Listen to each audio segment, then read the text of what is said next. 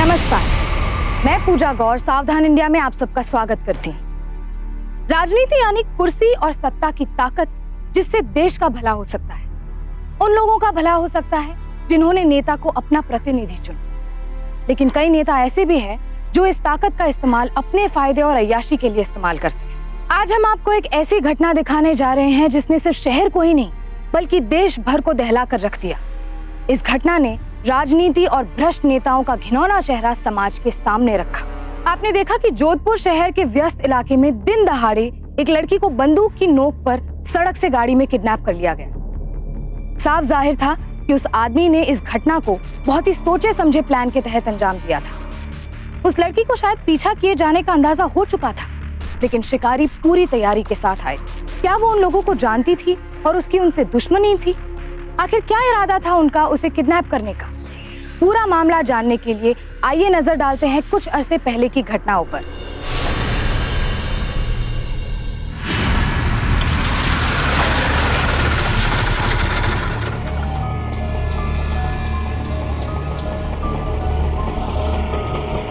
पहली बार ऐसा हुआ है ना माँ कि भैया हमें लेने नहीं आए। सब कुछ ठीक तो होगा ना? ठीक ही होगा, चल अंदर चल।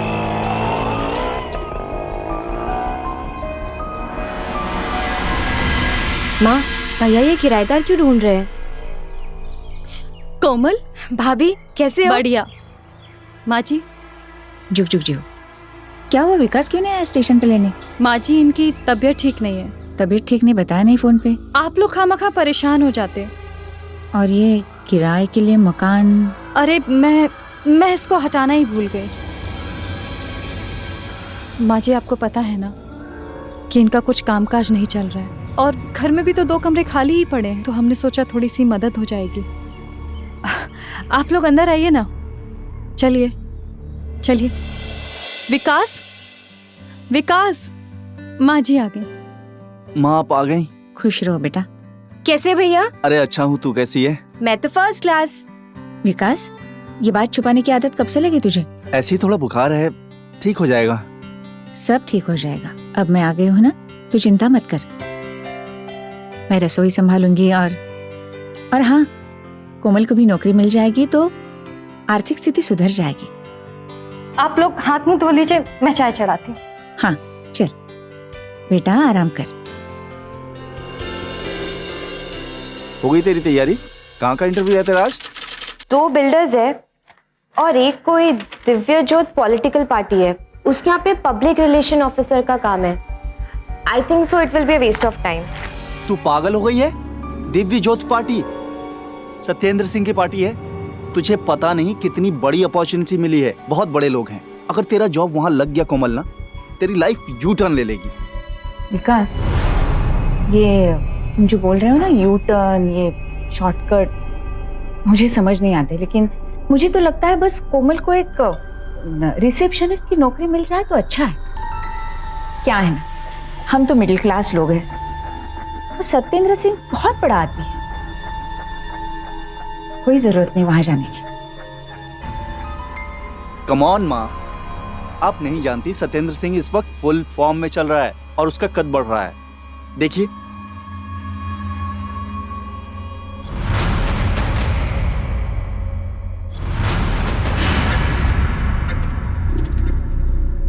क्या है ये दुबे जी? क्या रिपोर्टर का लिफाफा नहीं पहुंचा था? कैसी फोटो छापी आप लोग बिना कसम से? सर वो पब्लिक रिलेशन ऑफिसर के लिए इंटरव्यूज लाइन अप करने हैं, तो जरा नजर डाल लीजिए। ये देखिए।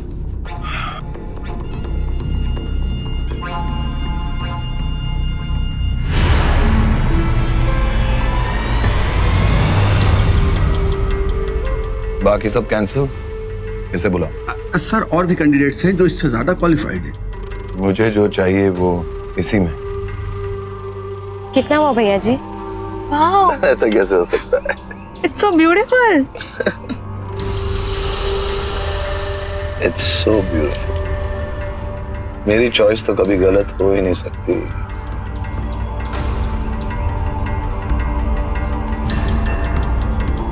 बस अब मैं बेकरार हूं कि कब तुम मेरे और करीब आओ।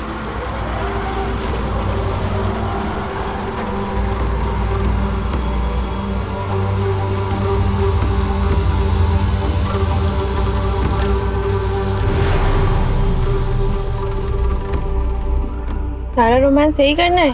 गेस्ट हाउस के लिए भी कुछ बचा लो। गेस्ट हाउस के लिए तो सब कुछ बचाया हुआ है डार्लिंग। सब? हाँ चलो।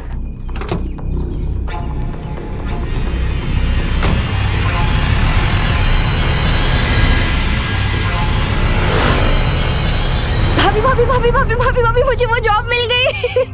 सच्ची? अरे क्या हुआ, हमें भी बताओ। भाई आपको पता है मुझे वो जॉब मिल गई। Thanks to you. अगर आपने मुझे मोटिवेट नहीं किया होता ना तो मैं इंटरव्यू के लिए भी नहीं जाती। और आप लोगों को पता है सैलरी कितनी है? 30,000 रुपए। 30,000?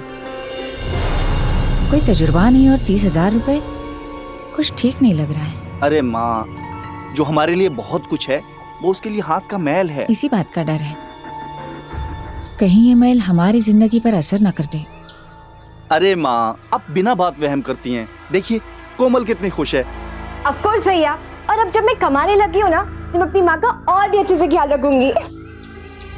जब बहुत कुछ बहुत आसानी से मिल जाता है तो कुछ लोग उसे अपनी किस्मत समझते हैं और कुछ उसे अपनी काबिलियत। कोमल और उसका भाई विकास भी यही समझ रहे थे, लेकिन आसानी से मिली ये कामयाबी अपने साथ बहुत सारी मुश्किलें लेकर आने वाली थी। सत्येंद्र सिंह एक बहुत रसूख वाला नेता और बिजनेसमैन था और उसकी लाइजनिंग ऑफिसर की पोस्ट पाकर कोमल बहुत एक्साइटेड थी। सत्येंद्र के इरादे पहले ही ठीक नहीं थे और कोमल उस रौबदार शख्सियत के पीछे छुपे असली चेहरे से पूरी तरह अनजान थी। अरे पार्टी हाई कमांड हमारे बिना इस एरिया में कुछ नहीं कर सकती। हाँ भाई, यहाँ ही पैदा हुए हैं, यहाँ ही बड़े हुए हैं, तो हमारा भी तो कुछ बनता है ना।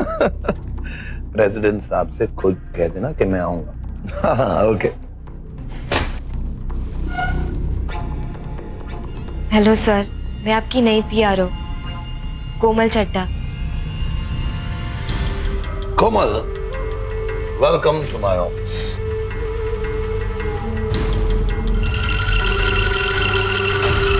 आइए बैठिए, take a seat. So miss कोमल,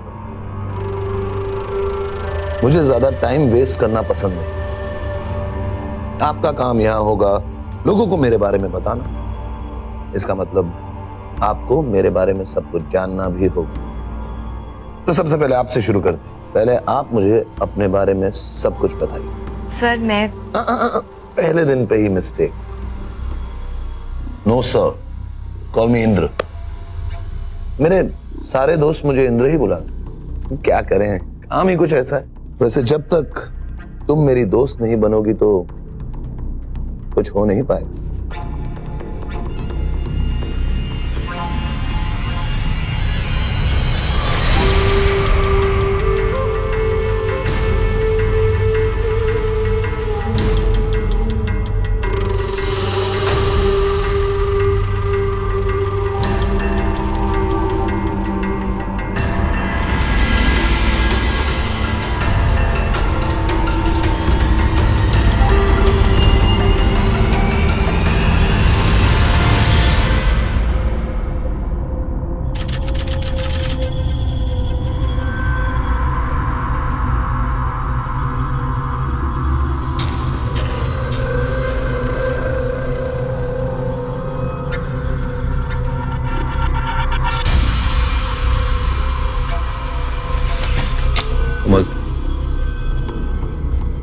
चले जाओ, मुझे थोड़ी देर के लिए अकेला रहना। Any problem sir?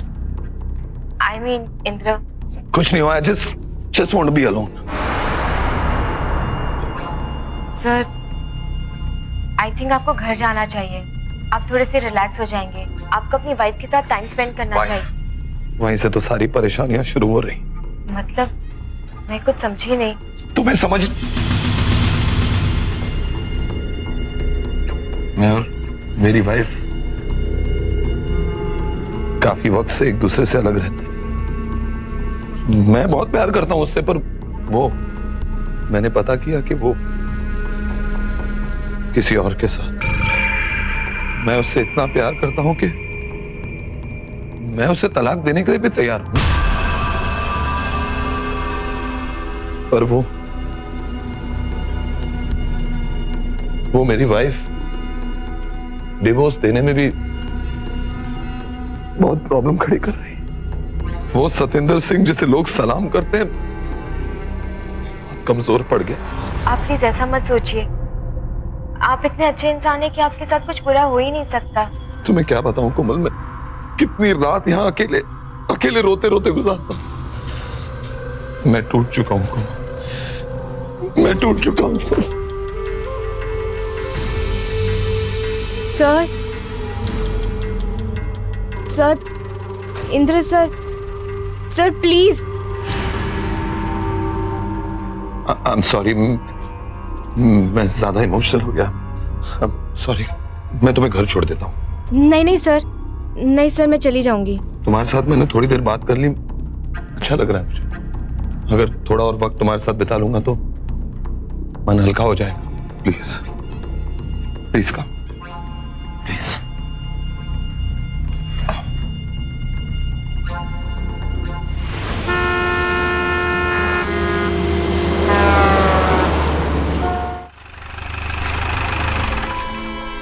सर आपको कैसे पता कि मैं यहाँ रहती हूँ? बस तुम्हारे बारे में थोड़ा और जानना चाहता था तो ऑफिस वालों से पूछ लिया, तुम्हारी डिटेल्स वगैरह।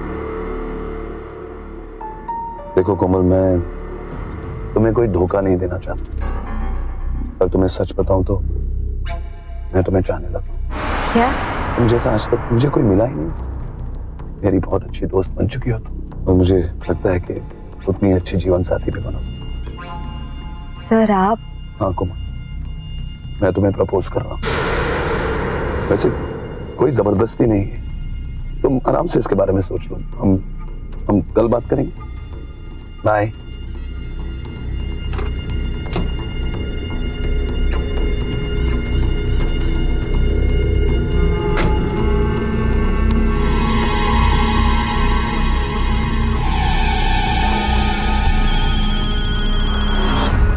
हाँ सिमरन डालेंगे।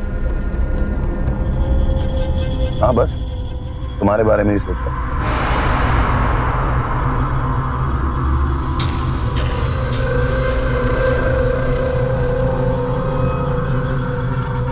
आ रहा हूं जान, आ रहा हूं। चलो ड्राइवर।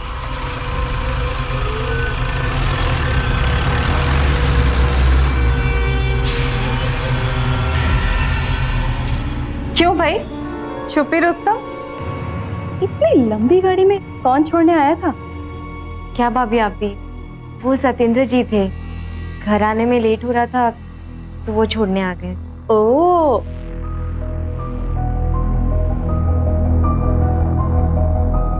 क्या जरूरत थी? ऑटो से नहीं आ सकती थी? हाँ, उन्होंने कहा कि रास्ते में था तो वो छोड़ देंगे। इतना बड़ा नेता क्यों घर तक छोड़ने आया? पहले 30,000 की तनख्वाह, अब ये घर तक छोड़ने आना। नहीं माँ, वो अच्छे इंसान है। कोमल, उनकी दुनिया अलग है, हमारी अलग है। आसमान को मुट्ठी में कैद करने की कोशिश करने वालों की मुट्ठी खाली रह जाती है और आंखें आंसुओं से भर जाती। देख, उनको अपने नजदीक न आने देने में ही तेरी भलाई है। आइंदा वो घर तक छोड़ने की बात करेंगे तो साफ मना कर दे।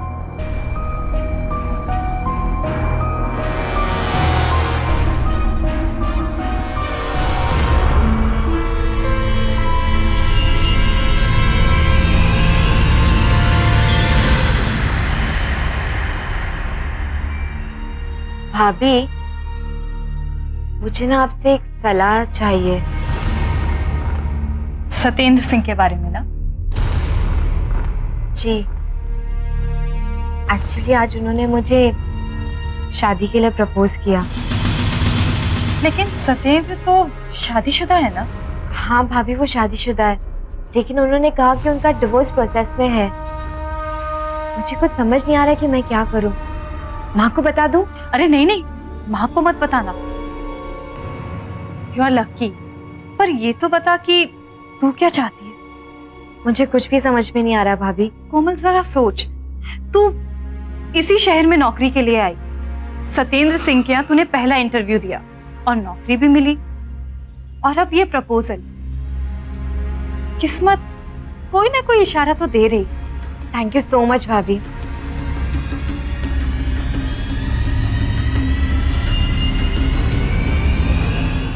एक बात सोचने की है, इतना बड़ा नेता कोमल जैसी आम लड़की से क्यों शादी करना चाहता है? ओफो, अब तुम शक करने मत लग जाओ। अगर सत्येंद्र सिंह को कोई गड़बड़ ही करनी होती तो वो प्रपोज ही क्यों करता? जरा सोचो, थोड़ा ना दिमाग से सोचो। अगर सत्येंद्र सिंह के साले बन गए तो तुम्हारी निकल पड़ेगी। सुना है ना, सारी खुदाई एक तरफ और चोरू का भाई एक तरफ। सत्येंद्र सिंह की मेहरबानियां कोमल पर बढ़ने लगी थी। उसकी नर्म और मीठी बातें कोमल को बहा ले गई। दूसरी तरफ जिन्हें उसे सही रास्ता दिखाना चाहिए था, वो सिर्फ अपने बारे में सोच रहे थे। सत्येंद्र के रौब रुतबे और पैसों ने कोमल के भैया भाभी की आंखों पर पट्टी बांध दी थी। अगर इतने बड़े आदमी की शादी कोमल से होती तो उसका फायदा उन्हें भी मिलना ही था। कोमल की भाभी चांदनी और भैया विकास ने अपने सुनहरे भविष्य के सपने देखने शुरू कर दिए थे और सत्येंद्र ने कोमल को अपने जाल में फंसा लिया था।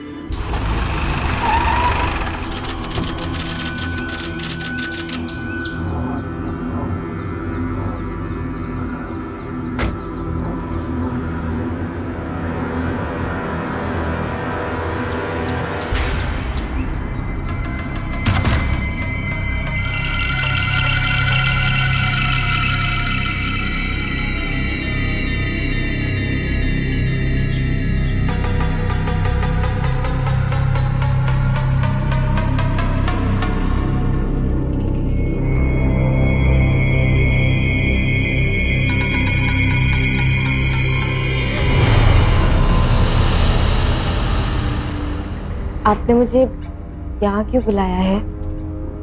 तुम्हें अपने होने वाला घर दिखाने के लिए, और क्या? मेरा घर?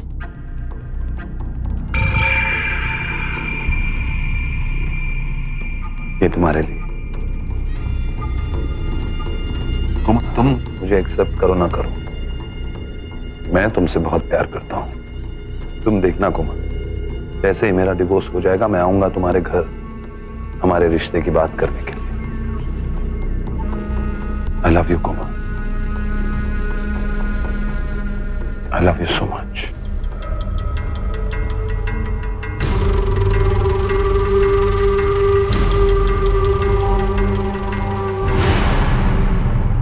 सब प्लीज, शादी के पहले ये सब ठीक नहीं है। कोमल, ये सब शादी, ये सब रिश्ते दुनियादारी हैं, मैं इनमें नहीं मानता। देखो कोमल, तुम चाहे मेरी फीलिंग समझ पाओ या नहीं, पर मैं तुमसे बहुत प्यार करता हूं। एक बार बस मेरी आंखों में आंखें डालकर कह दो कि यू डोंट लव मी। तुम्हें कभी परेशान नहीं करूं।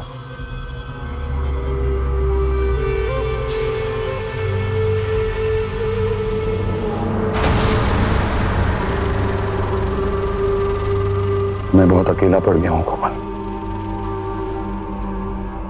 तुम नहीं जानती मैंने क्या क्या सहा है। बहुत प्यार करता हूं मैं तुमसे।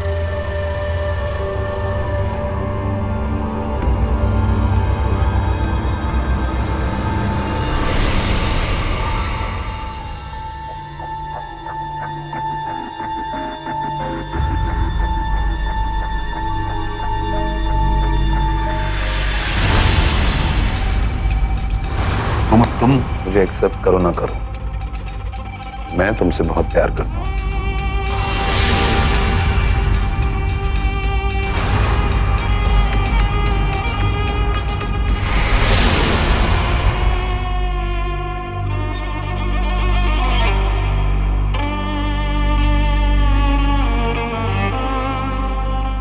कोमल, आज फिर से लेट आई तू? वो माँ, चुनाव सर पर है ना, इसलिए ज्यादा काम था।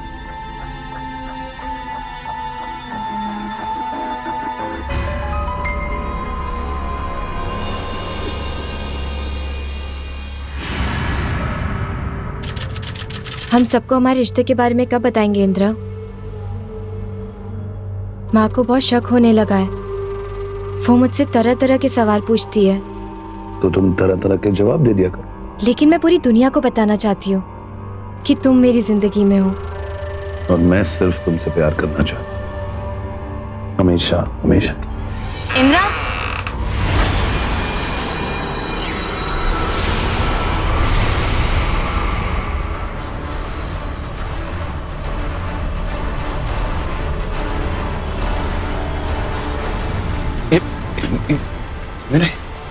You cheat, I hate you. तुम कभी सुधरोगे नहीं ना?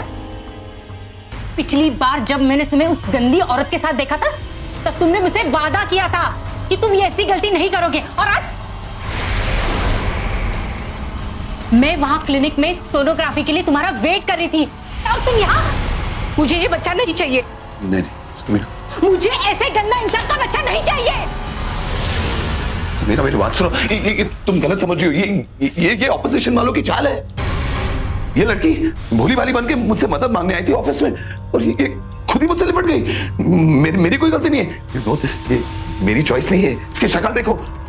Leave right now, leave.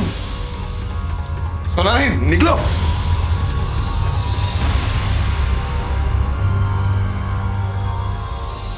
अगली बार यहाँ पे दिखाई दी ना, तो मैं तुम्हारी जान ले लूंगी, समझी? Get out, get out. Look, darling. बस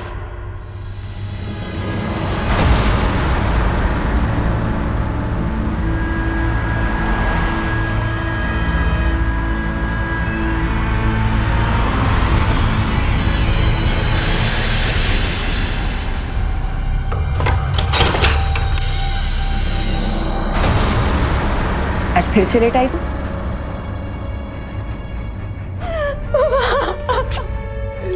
अक्सर ऐसे क्राइम केसेस देखने में आते हैं जिनमें शादीशुदा मर्द झूठ के बल पर लड़कियों को अपने प्यार के जाल में फंसाते हैं। ऐसे लोग अक्सर सिंगल होने का दावा करते हैं, या फिर कहते हैं कि उनका डिवोर्स होने वाला है, या फिर उनकी पत्नी से बनती नहीं, वगैरह वगैरह, और लड़कियां उनकी बातों में आ जाती हैं। खास करके आज के मोबाइल और इंटरनेट के जमाने में इस तरह की धोखाधड़ी और भी आसान हो गई है। सत्येंद्र भी एक ऐसा ही आदमी था, लेकिन जब उसकी असलियत कोमल के सामने आई तो उसने उससे सारे रिश्ते तोड़ने का फैसला कर लिया। पर क्या ये इतना आसान था?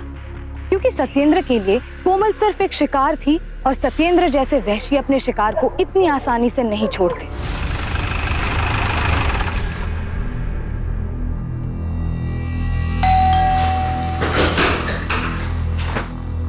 तलाश लो, अच्छे से देखना है कि कमरा। अरे लेकिन आप लोग हैं कौन और घर में ऐसे कैसे घुस रहे हैं? हम सत्येंद्र साहब के प्राइवेट सिक्योरिटी के लोग हैं। अरे लेकिन आप घर में क्यों घुस रहे हैं? क्या कर रहे हो? अरे ये क्या कर रहे हो आप? हमारी अलमारी, विकास, ये क्या हो रहा है? हमें भी बताओ। ये हमारी सर, ये अलमारी से चीजें मिली। साहब ने फोटो दिया, उससे मैच हो रही सर।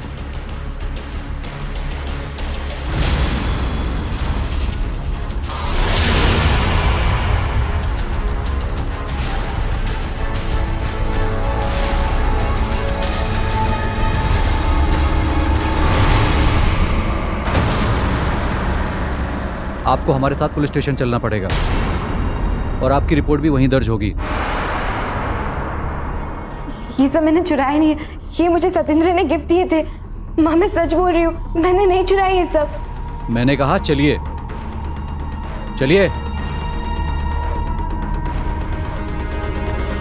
रुकिए, ये अकेली नहीं जाएगी, इसके साथ मैं भी जाऊंगा।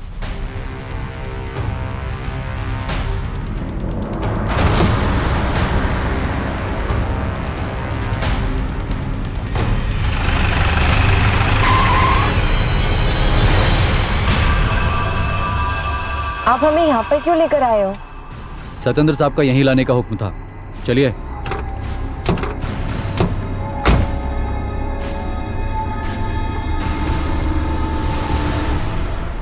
सर,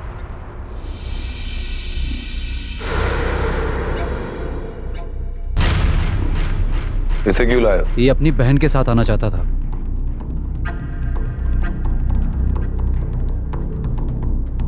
विकास, राइट? कोमल, तुम जरा बैठो, मुझे तुम्हारे भाई से बात करनी है। बैठो बैठो। चलो विकास।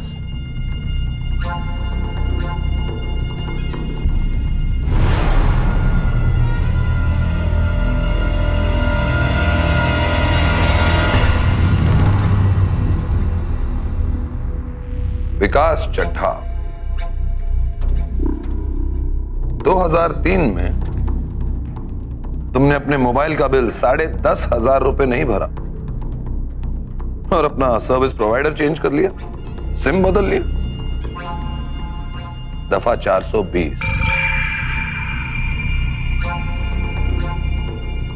इंश्योरेंस एजेंट हो तुम, लेकिन ये क्या, तुमने 14 कस्टमर्स को इंश्योरेंस बेची पर उनका फिजिकल चेकअप नहीं करवाया। दफा 420। मैं ये सोचता हूं कि अगर ये इंश्योरेंस कंपनी वाले, ये मोबाइल सर्विस प्रोवाइडर और ये पुलिस मिलकर तुम पर केस किया तो 6-7 साल के लिए तो तुम अंदर जाओगे। प्रूफ जो है। आप चाहते क्या हैं? कोमल, तुम कोमल और मेरे बीच में नहीं आओगे। आप मुझे ब्लैकमेल कर रहे हैं? ब्लैकमेल नहीं, डील। पॉलिटिक्स की भाषा में इसे डील कहते हैं।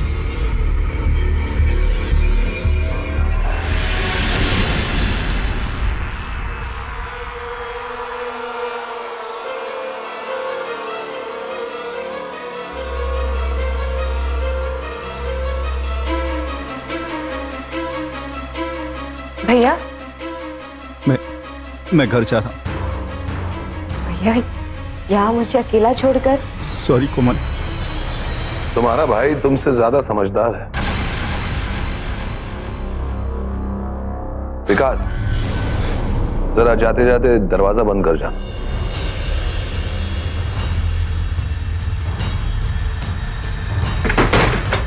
क्या कहा तुमने मेरे भाई से? मैं बात उसी से करता हूं जिसके साथ डील हो। विकास और मेरी डील तो हो गई, अब तुम्हारी और मेरी डील के बारे में बात करें। तुम मेरी हो और मुझसे दूर कहीं नहीं जा सकती, समझी? झूठे हो तुम। झूठा? अरे झूठा तो मैं हूं ही। सबसे बड़ी हकीकत तो इस वक्त ये है कि तुम्हारा पूरा परिवार जेल से बाहर है, मेरी वजह से। अब इतनी दरिया दिली मैंने दिखाई है तो इनाम दोगी ना? चलो। तू बोलता क्यों नहीं? अरे कोमल कहाँ है? कहाँ छोड़ के आया उसे? बोल बोल। माफ करना मां, सत्येंद्र बहुत ताकतवर नेता है, हम उससे लड़ नहीं सकते। मतलब तू कोमल को सत्येंद्र के पास छोड़ के आया? आ जाएगी वो, जब सत्येंद्र का मन भर जाएगा उससे तो आ जाएगी। क्यों?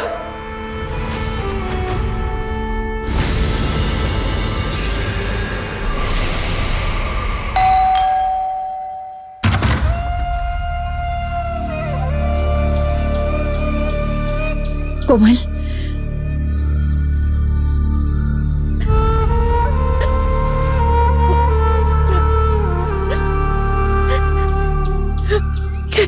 चल तू अंदर चल। तू चिंता मत कर बेटी, मत। हम यहाँ नहीं रुकेंगे, 1 मिनट नहीं रुकेंगे, हम चले जाएंगे। माँ, आप नहीं जा सकती, उसके हाथ बहुत लंबे हैं। कोमल को तो ढूंढ ही लेगा और हमको भी बर्बाद कर देगा। कैसा भाई है तू? अपनी बहन की इज्जत की जरा भी परवाह नहीं तुझे। इसकी इज्जत तो जा चुकी है, मगर हमारी जिंदगी बाकी है। बेहतर यही होगा कि जैसा चल रहा है वैसा चलने दो। बात अगर बाहर जाएगी तो हमारा ही मजाक उड़ेगा।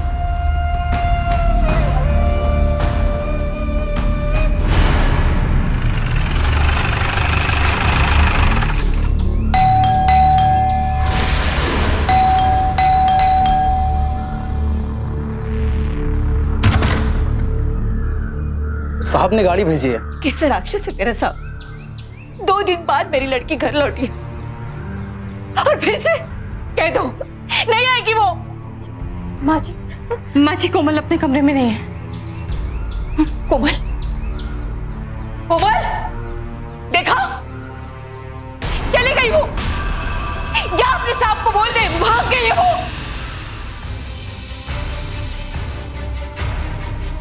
कम से कम उसे तो अपनी इज्जत की परवाह है।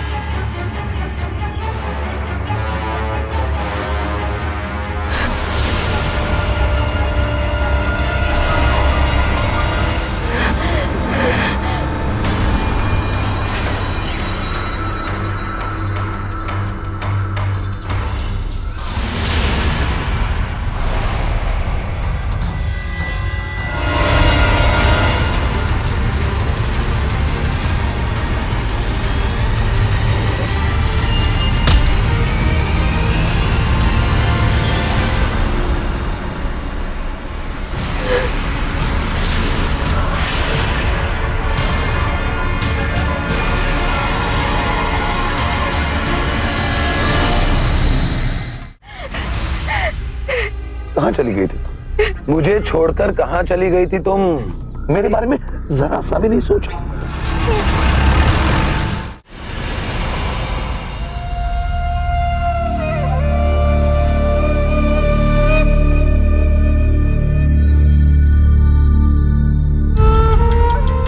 खामखा मूड खराब कर दिया।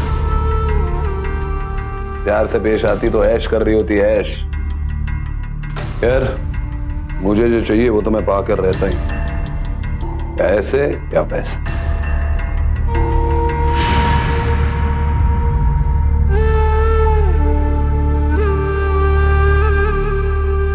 कहा था ना कि तुम मुझे छोड़कर इस दुनिया में कहीं नहीं जा सकती, कहीं भाग नहीं सकती तुम मुझसे।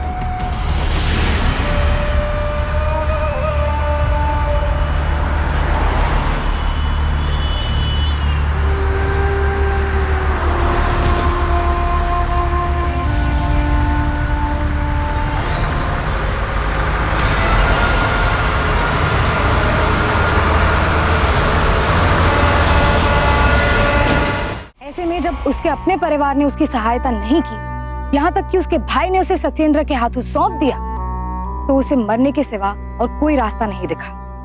दरअसल ऐसे में कोमल को पुलिस के पास जाना चाहिए था। अगर लोकल पुलिस के कुछ लोग उससे मिले हुए थे तो उसे हायर अथॉरिटीज को अप्रोच करना चाहिए था, लेकिन वो बुरी तरह टूट चुकी थी और अकेली पड़ गई थी और हताश होकर उसने आत्महत्या कर ली। क्या सत्येंद्र यूं ही मासूम लड़कियों को अपना शिकार बनाता रहेगा? आखिर कौन दिलाएगा उसे उसके किए की सजा? पोस्टमार्टम की रिपोर्ट से भी आपको पता चलेगा कि मेरी बेटी का शारीरिक शोषण किया है सत्येंद्र ने। देखिए मैडम, हो सकता है आप जो कह रही हो वो ठीक हो, लेकिन इससे बात साबित नहीं होती कि सत्येंद्र जी गुनहगार हैं। आपने खुद ही कहा ना कि आपकी बेटी अपनी मर्जी से उनके पास जाया करती थी, तो शोषण का मुकदमा ही नहीं बनता। एक बार कोमल ने जाने से मना कर दिया तो सत्येंद्र ने गार्ड भिजवाए थे। देखिए मैडम, जहां तक हमारी जानकारी है उस पर चोरी का इल्जाम था और उसकी आर्थिक स्थिति को देखते हुए सत्येंद्र जी ने रिपोर्ट भी दर्ज नहीं कराई थी। नाटक है वो, राक्षस है वो, मेरी बेटी की मौत का जिम्मेदार है वो। अच्छा मान लेते हैं, आपके पास सबूत है कोई? सबूत आप ढूंढेंगे ना, वो बड़ा नेता है इसलिए आप हमारा साथ नहीं देंगे। देखिए मैडम, जब तक कि कोई ठोस सबूत ना हो हम इतनी बड़ी पब्लिक फिगर पर हाथ नहीं डाल सकते। आप कुछ नहीं कर सकते हैं ना, लेकिन मैं करूंगी। मैं जाऊंगी उस पब्लिक फिगर के पास, सत्येंद्र के पास, और उसकी आंखों में आंखें डालकर मैं उसको पूछूंगी, मैं लूंगी हिसाब मेरी बेटी की मौत का। समझे आप? माँ जी। माँ, अरे काम नहीं चलेगा 1500 लोगों से। सत्येंद्र सिंह। अरे कहाँ जा रही हैं आप? अरे रुकिए ना। हटिए। अरे आप इधर से। मुझे सीनियर सिटीजन है और तुम इस तरह बर्ताव करोगे? बहुत बुरा लगा आपकी बेटी के बारे में सुनकर, बहुत बुरा लगा हमें। पर आजकल के नौजवानों को हो क्या गया है, कोई भी समस्या हो, कोई भी परेशानी हो, बस सुसाइड।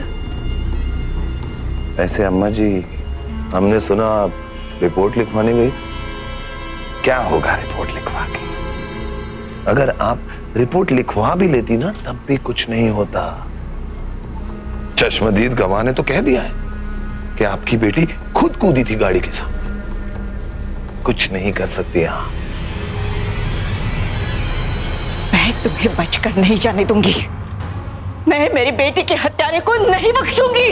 मैं समझ सकता हूँ, जवान बेटी की मौत हुई है, सदमे में। पर आपको एक बात बताएं अम्मा जी, कुछ प्रूव नहीं कर सकती आप। सब राजनीति है, ऑल पॉलिटिक्स। हम तो बहुत आसानी से साबित कर देंगे ये सब चाल है ऑपोजिशन पार्टी की, षड्यंत्र है वो देश सुधार पार्टी वालों का। उमा का मुकाबला इलाके के बेहद ताकतवर आदमी के साथ था जिसकी पॉलिटिक्स और सिस्टम में बहुत चलती थी, लेकिन उसे अपनी बेटी को इंसाफ दिलाना था। वो हैसियत में छोटी और कमजोर थी और ज्यादा पढ़ी लिखी भी नहीं थी, लेकिन उसने अपनी हिम्मत नहीं हारी थी। अपनी बेटी को तो खो चुकी थी, लेकिन उसके गुनहगार को यूं आजाद घूमने नहीं दे सकती थी। हम जरूर मदद करेंगे आपकी, लेकिन मैडम ये बताइए कि आपके पास ऐसा कोई सबूत है जिससे हम साबित कर सके कि सत्येंद्र सिंह ने आपकी बेटी का शोषण किया है? पोस्टमार्टम होने वाला है उसका, रिपोर्ट अपने आप सब कुछ बता देगी। सर, हम डीएनए जांच की मांग तो कर सकते हैं ना? हाँ कर तो सकते, लेकिन कोई फायदा नहीं होगा।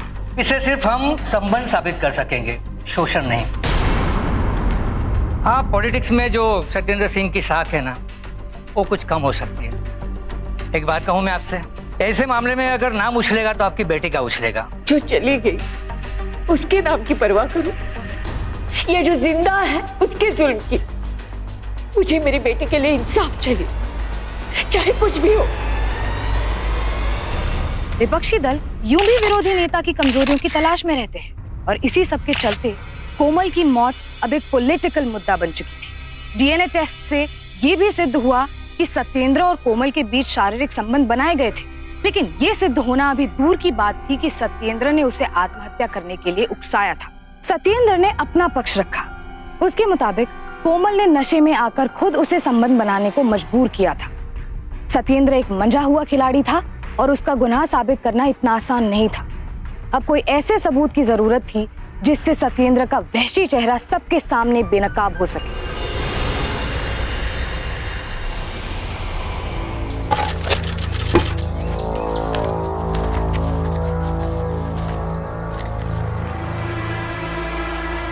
माँ जी, कोमल का लेटर है।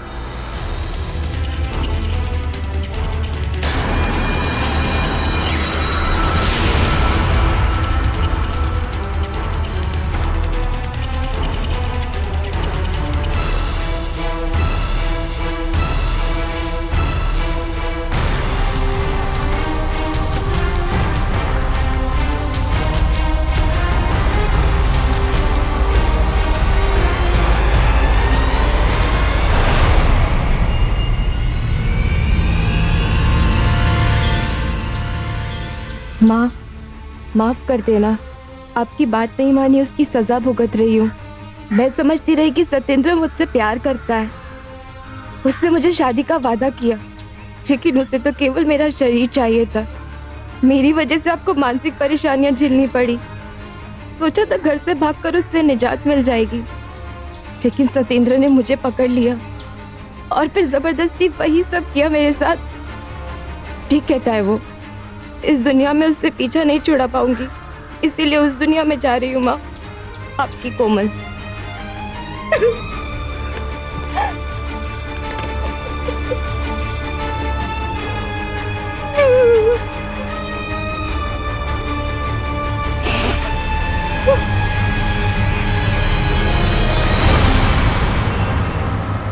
इंचार्ज कौन है यहाँ पर?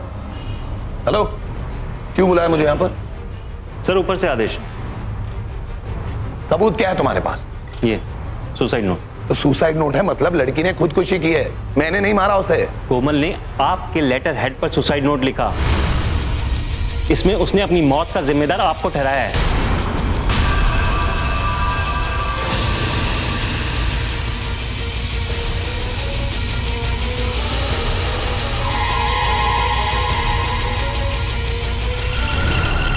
सत्येंद्र के पास उसका कोई जवाब नहीं था। उसकी शक्ति उसकी कुर्सी से थी, पर जब आला कमान ने उससे दूरी बना ली तो कुर्सी ने भी सत्येंद्र का साथ छोड़ दिया। आखिर उमा का संघर्ष बेकार नहीं गया और सत्येंद्र सिंह को कोमल को शादी का झांसा देकर उसका सेक्सुअल एक्सप्लॉयटेशन करने के जुर्म में आईपीसी की धारा 376 सी, उसे आत्महत्या के लिए उकसाने के जुर्म में आईपीसी की धारा 306 और अपनी पोजीशन का गैर कानूनी इस्तेमाल करने के जुर्म में आईपीसी की धारा 376 के तहत 14 साल की सजा हुई। कोमल को बिना किसी मेरिट के इतनी बड़ी और ज्यादा सैलरी की जॉब मिलने पर सावधान हो जाना चाहिए था। सत्येंद्र के उस पर बिना वजह मेहरबान होते वक्त भी उसे सावधान रहना चाहिए था। आखिर वो उसका बॉस था और उसे अपने बॉस से इतने कीमती गिफ्ट्स नहीं लेने चाहिए थे, बल्कि उसे सत्येंद्र की पिछली शादी के बारे में तफ्तीश करनी चाहिए थी। कोमल को आत्महत्या करने की बजाय अपने सम्मान के लिए कानून का सहारा लेना चाहिए था, जैसे कि उसकी माँ उमा ने किया। कोमल तो मर चुकी थी, लेकिन अब कोई दूसरी कोमल उस वहशी का शिकार नहीं बन सकी।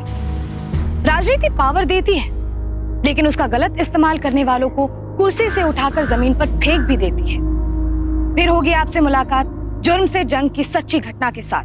तब तक सावधान इंडिया, इंडिया फाइट्स बैक। तो सावधान